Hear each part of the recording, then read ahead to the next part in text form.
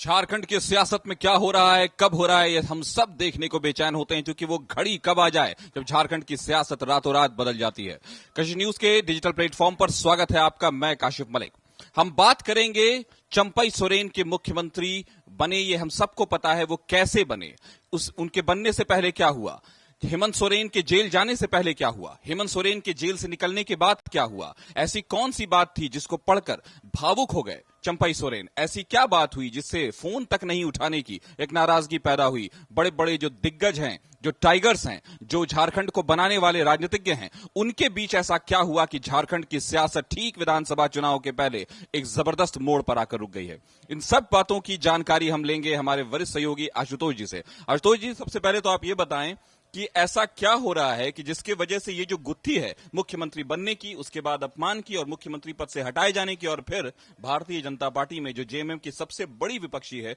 उसमें शामिल होने की कहानी। देखिए, चंपई सोरेन मुख्यमंत्री पद से हटाए गए, उनका नाम कार्यक्रम में नहीं रखा गया, किस तरीके से अपमान सहना पड़ा, ये सारी बातें वो बीजेपी में शामिल होने से पहले से लेकर बीजेपी में शामिल होने के बाद तक बताते आ रहे हैं। हर प्लेटफॉर्म पर, हर कार्यक्रम में अपने लोगों के बीच या मीडिया से बात करते हुए सारी बातें बताते हैं किस तरीके से उन्होंने इतना साल दिया। यानी 1980 से वो जेएमएम से जुड़े थे, शिबू सोरेन के साथ आंदोलन में भी शामिल थे, तब से लेकर के अब तक कैसे उनको विधानसभा संगठन में जगह दी गई, विधानसभा के सदस्य बनाए गए, तमाम चीजें की गई, मंत्री बनाए गए और मुख्यमंत्री भी बनाए गए। लेकिन इस बीच में हेमंत सोरेन के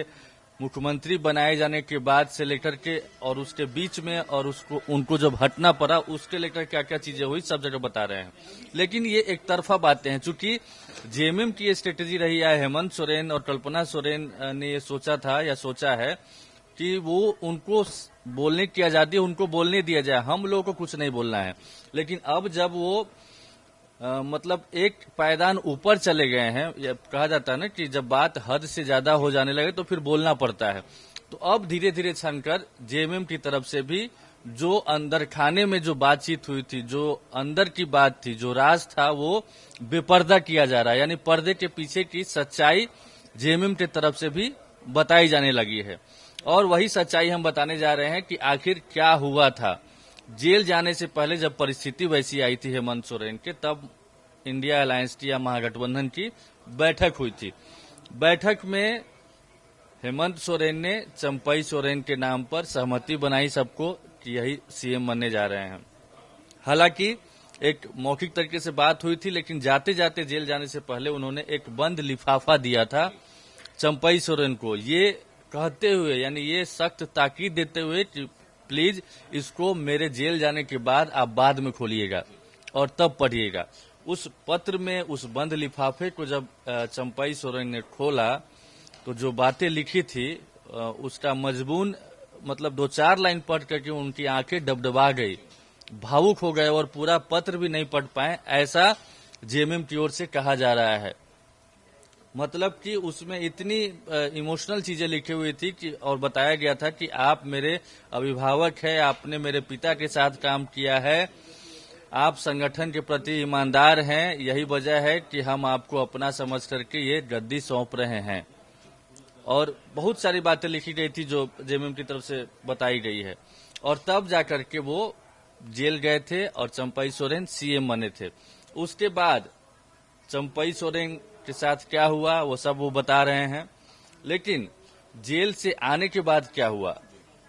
ये बातें जो मंत्री बनाए गए हैं चंपई सोरेन की जगह पर रामदास सोरेन, जो घाटशिला के विधायक हैं, उन्होंने भी हमारे जो सीनियर रिपोर्टर हैं संतोष, उनसे फोन पर बातचीत के दौरान बताया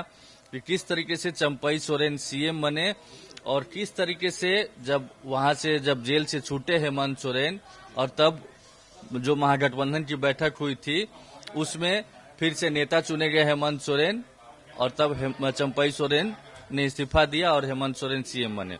इसके अलावा एक और बातें हैं जो जेएमएम की तरफ से बताई गई है, जो हम लोग कहते आ रहे थे, खबरें चल रही थी, चर्चा चल रही थी, या कई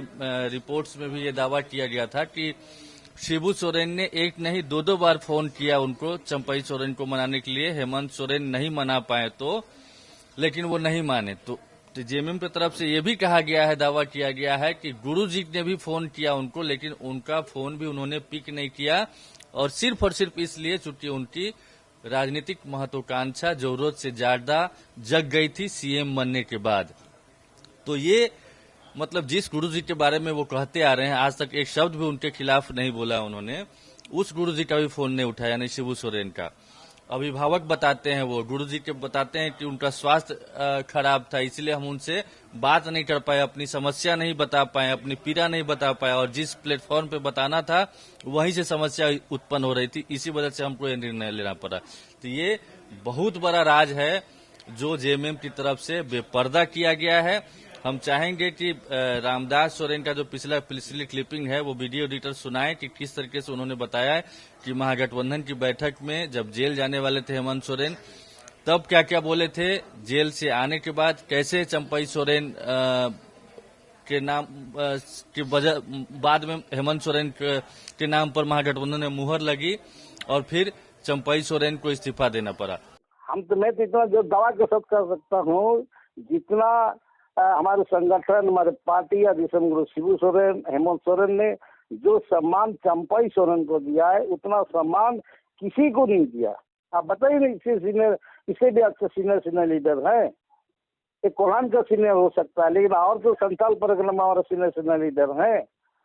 इसको जो मिला, आप बताइए, ये 3 बार 4 बार एमएलए बनाया, 3 बार मंत्री बनाया, मुख्यमंत्री का अपना पद स्वेच्छा से हमारे हेमंत सोरेन जी मुख्यमंत्री के पद को उसको हैंड ओवर किया। और उन्होंने महागठबंधन का बैठक में, विधायक दल का बैठक में कहा कि आज परिस्थिति के अनुकूल ऐसे उत्पन्न हुआ जिसे आज हमसे एक सीनियर लीडर को अपना पद, मुख्यमंत्री पद जिम्मेवारी देके जा रहा हूँ, और जेल से निकल जाने के बाद इस पर फिर महागठबंधन का बैठक होगा, उस पर आगे का रणनीति तय होगा।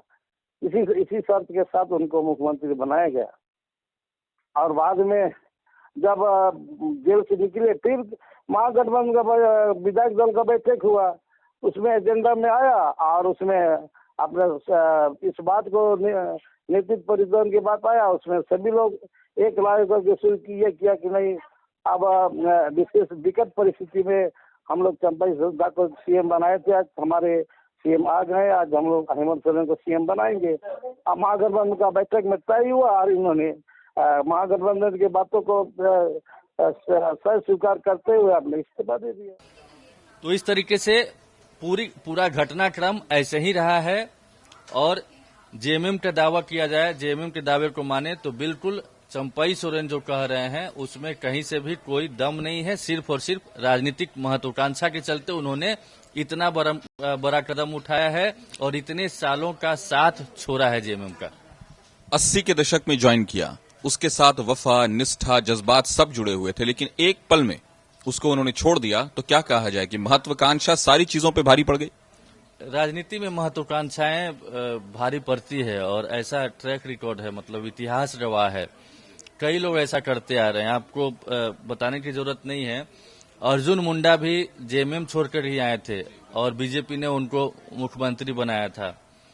कई ऐसे एग्जाम्पल्स हैं जो दूसरे दल से, हिमंता बिस्व शर्मा जो असम के सीएम हैं, बीजेपी ने उन्हें मुख्यमंत्री बनाया है, वो भी कभी कांग्रेस में हुआ करते थे। ज्योतिरादित्य सिंधिया जो कांग्रेस के वफादार माधवराज सिंधिया के पुत्र हैं, वफादार सिपाही रहे हैं, कभी सोच नहीं सकता था, वो भी बीजेपी में आए और फिर पार्टी के कई विधायकों को साथ भी ले गए, और आज केंद्रीय मंत्री हैं। और मध्य प्रदेश में जब कांग्रेस की सरकार हुआ करती थी तब उसी समय ये घटनाक्रम हुआ था और फिर बीजेपी की सरकार बनी। तो ऐसे हजारों एग्जाम्पल्स हैं जब पाला बदलते हैं लोग महत्वाकांक्षाएं के लिए। और कई लोगों की इसमें ये भी मिसाल है, ये भी इतिहास गवाह है कि कई लोगों की महत्वाकांक्षा पूरी होती भी है और कई लोगों की नहीं भी होती है। जैसे कि इससे पहले हेमलाल मुर्मू, झारखंड का एग्जाम्पल दिया जाए, स्टीफन मरांडी, टाला मरांडी, कई लोग ऐसे हैं जो दल बदल कर इधर से उधर गए लेकिन हाशिए पे चले गए, उनका राजनीतिक अस्तित्व समाप्त हो गया। तो यहाँ पर देखने वाली बात है कि चंपई सोरेन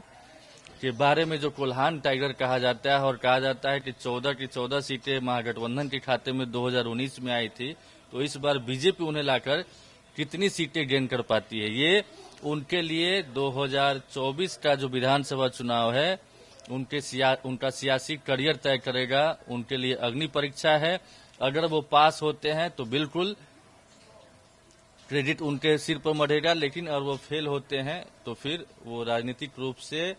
उम्र के जिस पड़ाव पर है वो हाशिए पर जा भी सकते हैं। एक सवाल और मैं आपसे जानना चाहूंगा कि चंपई सोरेन ने जितनी बातें की थी, जितने दावे किए थे कि उन्हें सही प्लेटफॉर्म नहीं मिला, गुरुजी से वो इसलिए नहीं मिल पाए कि उनकी तबीयत खराब थी, हेमंत ने उनकी बात नहीं समझी या उनकी बात, तो ये सारे जो दावे थे वो खोखले थे, क्योंकि जब फोन नहीं उठाया गया उधर से ऐसा पत्र जेल में दिया गया था जो इतना जज्बाती बनाने वाला था, और उसके बाद हेमंत सोरेन आते हैं और वो जिनको हेमंत बाबू कहते कहते थकते नहीं थे चंपई सोरेन, तो इस तरह की ऐसी क्या बात हो गई कि इतना बड़ा, आखिर में ये जवाब दीजिए कि क्या वो सारी चीजें जो दावा चंपई सोरेन का था उसमें सच नहीं था?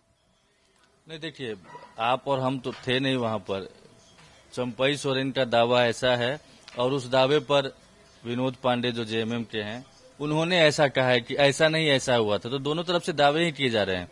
फैक्ट क्या है ये तो हेमंत सोरेन या चंपई सोरेन ही जान सकते हैं, लेकिन ऐसी बातें आ रही है। तो कहा जाता है कि बिना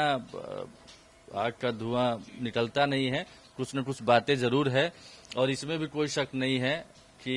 अंदर खाने जरूर ये बातचीत हुई होगी सीएम बनाए जाने को लेकर, और फिर हेमंत सोरेन जब आते हैं तब उनका क्या ये रहेगा। यहाँ पे एक बात और है कि चंपई सोरेन ये भी चाहते थे कि कम से कम ये जो कार्यकाल है 2-3 महीने 4 महीने का बचा हुआ था तब तक उनको रहने दिया जाता, लेकिन ये शायद राजनीतिक रूप से जेएमएम की सेहत के लिए ठीक नहीं होता, इसीलिए हेमंत सोरेन को डिसीजन लेना पड़ा। और उसके पीछे भी कहा जाता है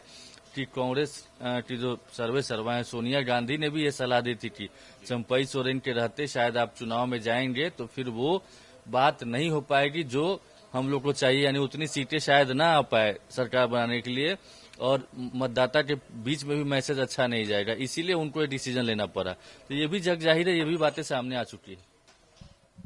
चंपई सोरेन का दावा था कि उनका अपमान हुआ है, वहीं हेमंत सोरेन के या कहें जेएमएम के जो नेता हैं उन्होंने दावा किया है कि सारे मौके दिए गए थे, गुरुजी तक ने उनको फोन किया था लेकिन उधर से ही फोन नहीं उठा। हमारे साथ जुड़ने के लिए आशुतोष जी आपका शुक्रिया। तो ये खबर है झारखंड की सियासत कब क्या करवट ले किस मोड़ पे मुड़ जाए कुछ पता नहीं चल रहा। न तुम बेवफा हो न हम बेवफा हैं, मगर क्या करें अपनी राहें जुदा हैं, इसी तर्ज पर झारखंड की सियासत चल रही है। हमारे साथ जुड़ने के लिए आपका शुक्रिया। खबर पर नजर बनाए रखें।